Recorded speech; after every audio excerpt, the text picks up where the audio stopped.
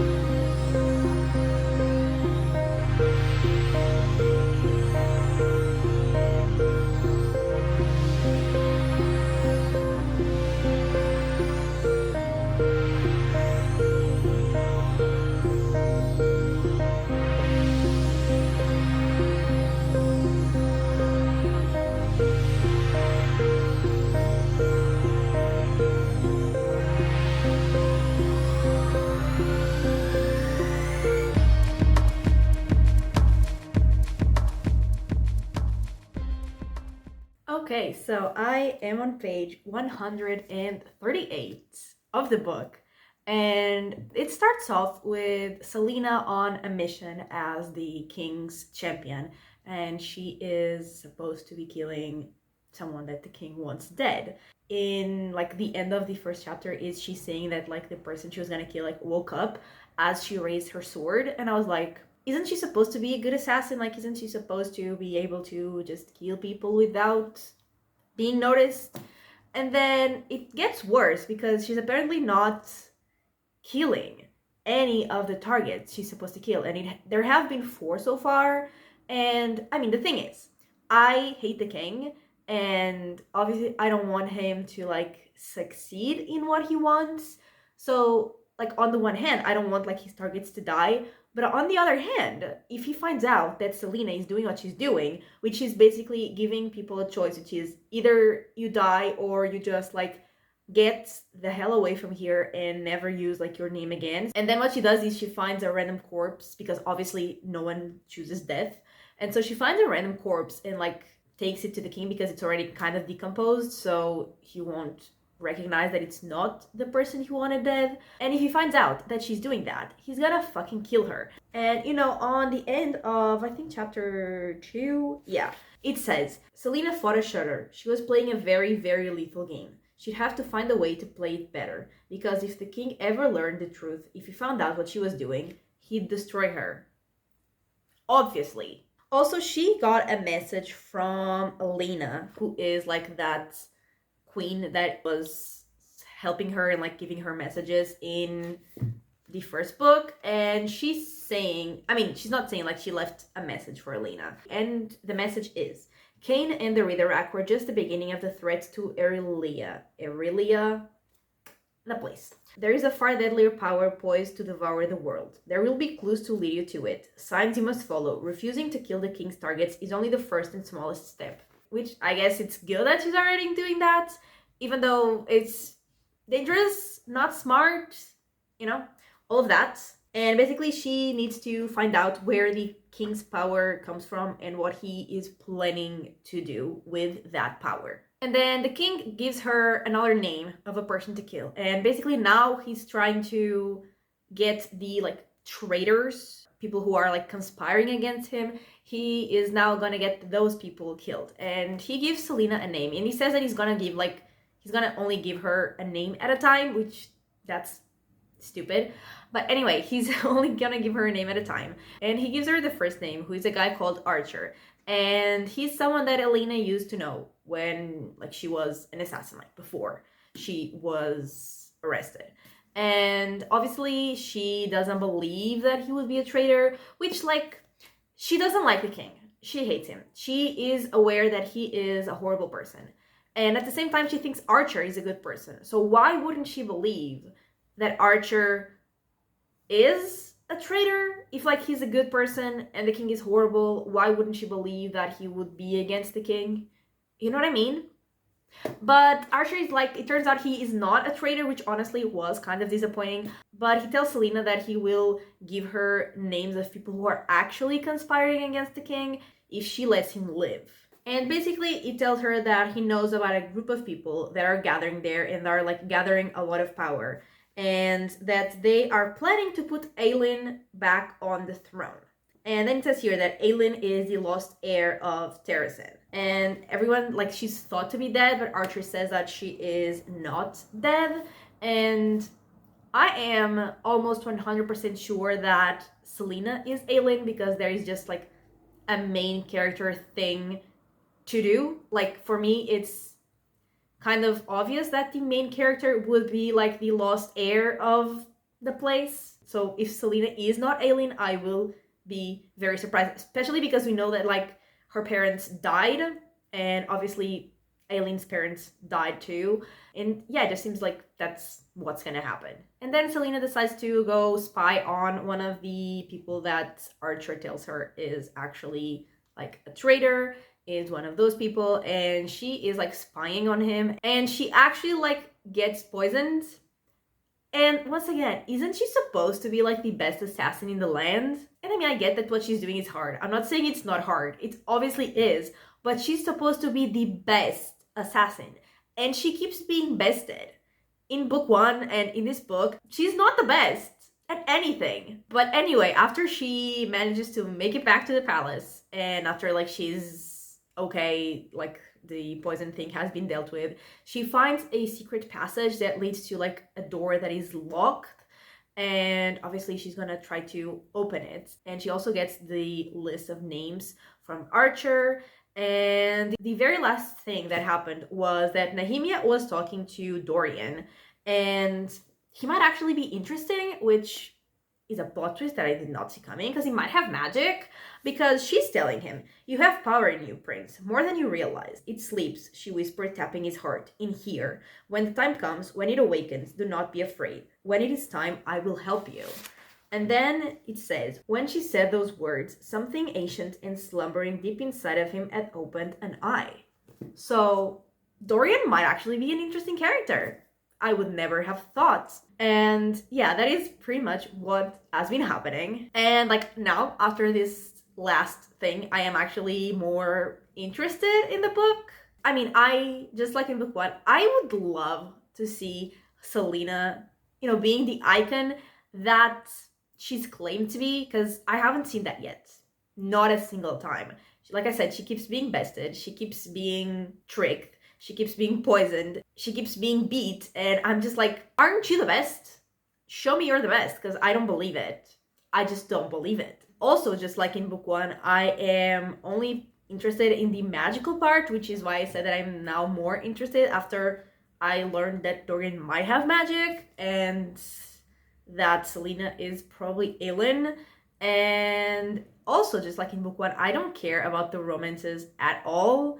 Like, not Dorian, not Chaol, I don't care. I mean, Dorian is definitely like the worst option for me, but still, I don't particularly care about either of them. But I mean, Dorian also has decided that he's gonna like get over her and let her go, so I guess that's great. And yeah, I mean, I just feel like I don't really particularly care about any of the characters. Like, the only time I ever felt something with this book was here, when I put like a green tab, and green is anger. So the only thing I felt is anger, and it wasn't even about any of the main characters. It was like a singer that was, performing in the palace, and she was like singing about like the old ways and about magic, and the king was very pissed, and he had her executed. And before she was executed, she was saying, "My daughter was 16 when you burned her. Her name was Kaylin, and she had eyes like thunderclouds. I still hear her voice in my dreams. My sister was 36. Her name was Liesa, and she had two boys who were a joy.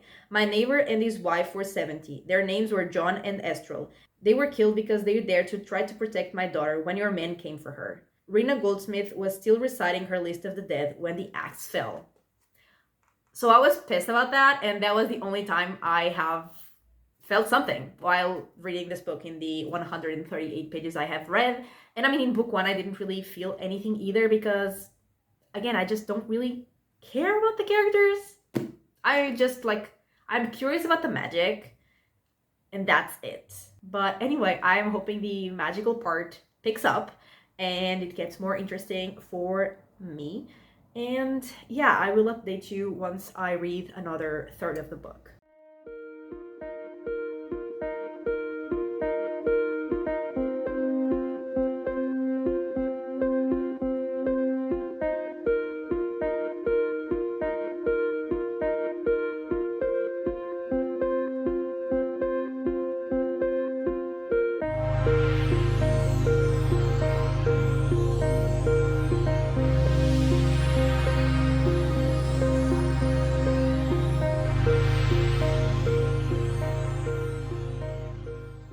Okay, so I have made it to page 275, so 2/3 into the book.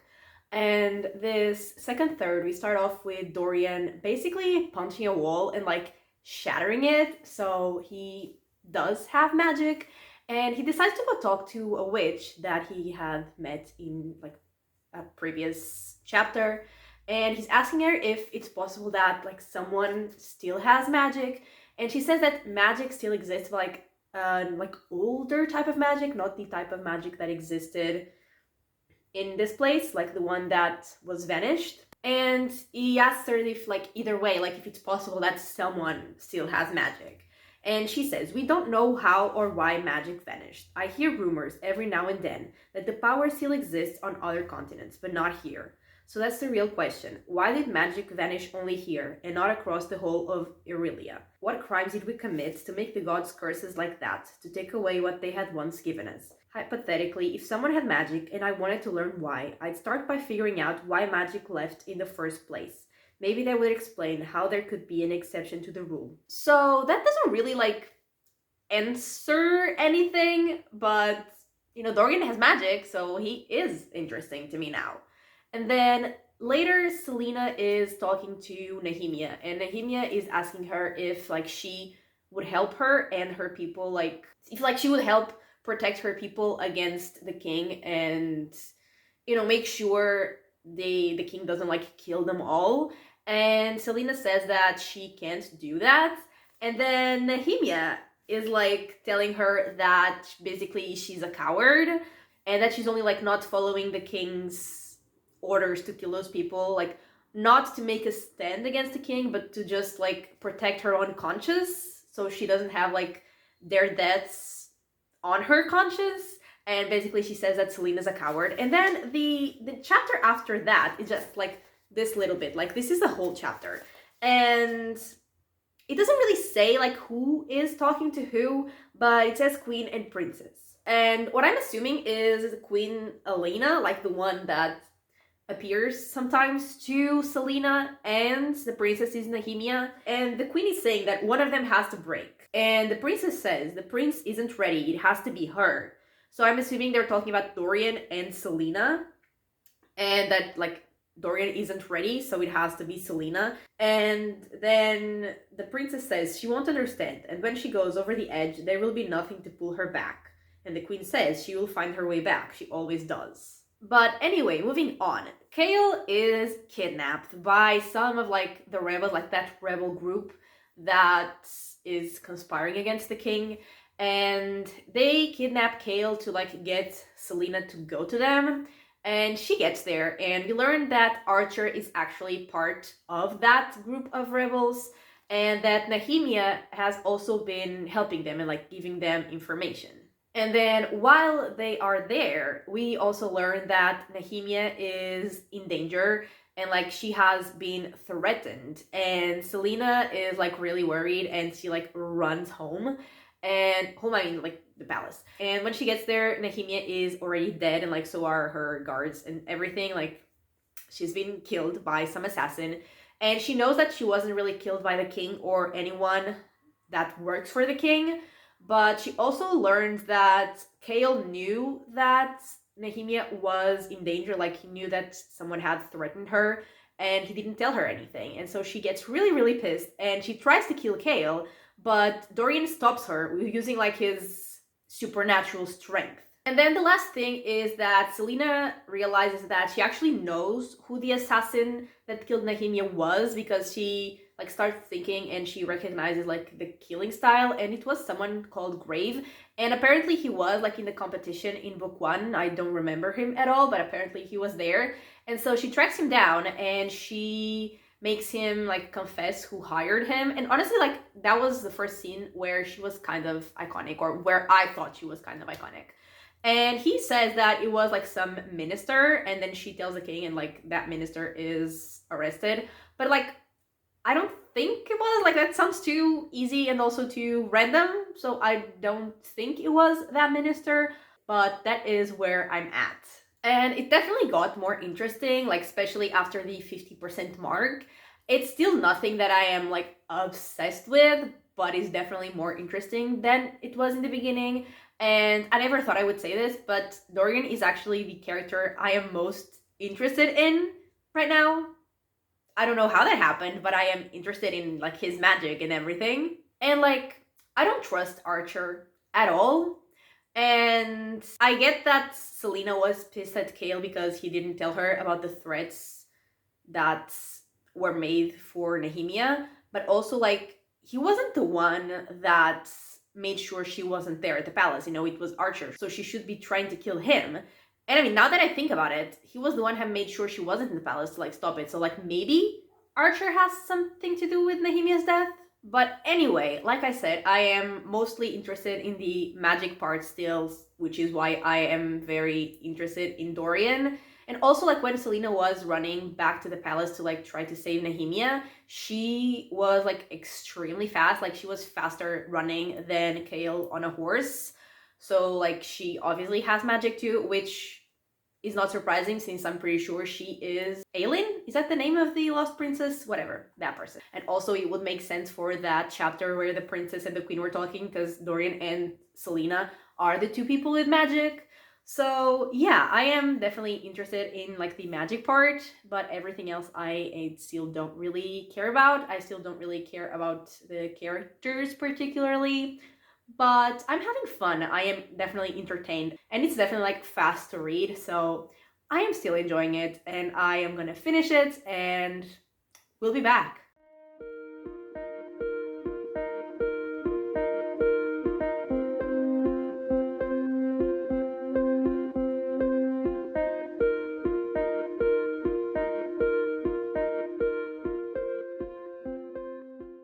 Okay, so I have finished the book, and in this last third, Selena finds a riddle, and she goes talk to the witch, the one that Dorian also talked to before, to ask her about the riddle and like if she knows what it's about. And the witch tells her that the riddle is about where to find 3 word keys, and she specifically says the person who holds all 3 word keys would have control over the broken word gate and all Irelia. They would be able to open and close the gate at will. They could conquer new worlds or let in all sorts of life to bend to their cause. But even one key could make someone immensely dangerous. Not enough power to open the gate, but enough to be a threat. You see, the keys themselves are pure power. Power to be shaped as the wielder wills it. And basically the witch is pretty sure that the king has like at least one key, and that is how he was able to like conquer the place. And then Selena actually kills the witch with difficulty, which, again, she's supposed to be the most badass assassin, but she struggles to kill the witch. but she does manage, but she is marked by the witch, which is probably not a good sign. And then when she makes it back to the palace, she is able to finally open that door that she found like towards the beginning of the book. And in there she finds like cells, and there's signs of something being in those cells like recently. And then while she's still there, she sees the thing that was in the cell, like some kind of monster that starts chasing her. And then Dorian was like following her to see what the hell she was doing. And they are both there, and they both like kind of use their magic. And then Selena manages to close the door again to like seal it again with magic. And then later Selena finds out where one of the word keys is, or like where it used to be, because it was always in the palace. And when she gets there, she sees that, it's not where it should be anymore, and that is the one that the king has for sure. And then she also realizes that what the king did to like eliminate the magic was like he eliminated the magic by using the word keys, and he eliminated all magic except his. And by not eliminating his magic, that's how Dorian, his son, also has magic. And she thinks that we probably need more than one word key to like eliminate magic, so he might actually have two of them. And then we also learn that Archer was actually, in fact, the one that had Nehemia killed, and I guess I was right. I love to be right. And he had her killed because he wanted to like find the word marks and use it against the king, like to make him suffer for the pain that he has been causing everyone else. And Nehemia didn't want to like use that power of the word keys. She just wanted to like destroy them. And Archer was not okay with that. So he had Nehemia killed. And she actually discovered that because she opened up a portal to like another realm to try to find Nehemia, to like talk to her. And well, that portal that she opened, like it let some sort of like demon out, and they were like fighting. And then her dog was hurt in the fight, and then the monster took the dog through the portal. And I was like losing my fucking mind, because literally anyone could die and I would not care less. But if the dog died, I would have lost my mind. Like I would have stopped reading. I would not be okay with that. And then Kale like jumped through the portal to go save the dog, which is why Kale is the best option. And Selena then also jumped through the portal, and then while she was there, she was like fighting the demon, and she like unleashed her magic and like her true form, like her Fae form, because that other realm had magic. So unlike where she lives, she could like reach her magic to have her Fae form and like change back and forth. Even though she said that when she was a kid, while there was still magic in their world, she couldn't control it, but like she could change back and forth, just she couldn't control the change. And then they managed to like close the portal, and Selena kills Archer, and she was actually pretty iconic when she did that. And then Kale has the idea of sending Selena like away from the palace because she's Fae, so she's endangered being there. And she is actually gonna be sent to a place where like there are other Fae, so she will be safer, and also she like will have allies. And then the very last chapter, like Kale is reading through family trees, and he realizes that Selena is in fact Aelin, which once again, I love to be right. I mean, it was very obvious, but I still love to be right. And that is how it ended. And let's just go into my final thoughts. So I just want to start by saying that if this entire book had been like the last 60 pages, I would have absolutely loved it, because I, like in the last 60 pages, I was obsessed with everything that was happening. I was so invested. I like couldn't stop reading, because I didn't mean to like read the last 130 pages in one sitting, but I did, because I couldn't stop reading when I got to like the last 60, 65-ish. And moving on to the characters, and firstly Selena, I still have no feelings towards her.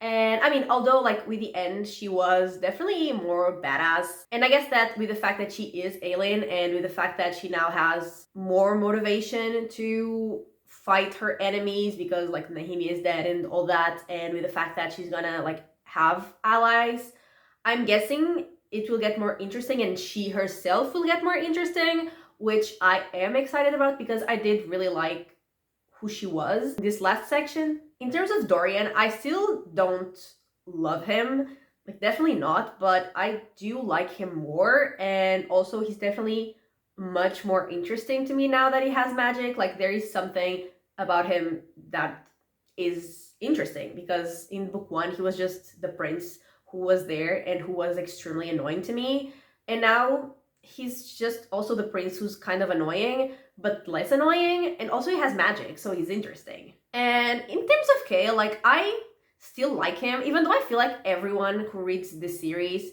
hates him, or at least like dislikes him. And like maybe I will in the future, but so far I still like him. And I know there's like a whole book in his POV. And I mean, do I like him enough to be like interested in reading a whole book just through his POV? Probably not, at least not yet. But like I don't dislike him. He's fine. I like him. He's, good enough. And lastly, Nehemia, like she was a very interesting character, definitely like more than most characters. And I will miss her because, like I said, she was more interesting than most. She was like an intriguing character. And I feel like I have the same complaints in general in this book as I did with the first. And the main complaint is that I just don't see Selena being the iconic badass assassin that she's supposed to be. In the end, like in these last 50, 60 pages, she was like more iconic, and I did really like that part. But everything else, like I was just waiting for her to actually be iconic. Like I want to see it to be able to actually believe it. And another thing that I have already said in this video is that I just don't really care about any of the characters. I definitely couldn't care less about the romance, like either of the romances that happened. And I mean, this could just be me because I don't like romance in general, but a friend of mine that like she loves romance, she also, I mean, she didn't read the second book, but she read the first. She also didn't really like either of them. Like me, she disliked Kale the least, but like she didn't love it either. So it's not just me. And for the most part, the fantasy plotline, like the fantasy magical part, which is what I'm here for, wasn't really developing as fast as I wanted it to. But on the other hand, this book, like it reads very fast. Even though I wasn't really loving it, I was like flying through it, and it's just very readable. And I mean, like I said, the last 60 pages were amazing. It was like fast-paced, it was action-packed. The fantasy part was developing like I wanted it to, and the characters were iconic, so I absolutely loved the last part of this book. And I mean, it definitely made me very excited to continue with the series, because if it's gonna be anything like the end of this book, I am gonna really enjoy it. But unfortunately, like the first half of the book, I wasn't really vibing with it, and then until the last 60 pages, like I was enjoying it more, but I wasn't loving it. So as a whole, unfortunately, I didn't love the book, and I'm gonna give it 3.5 stars. And so yeah, that is it. That is everything for this video. Thank you so much for watching. I really hope that you have enjoyed it, and if you did, give it a like and subscribe, and I will talk to you next time. Bye!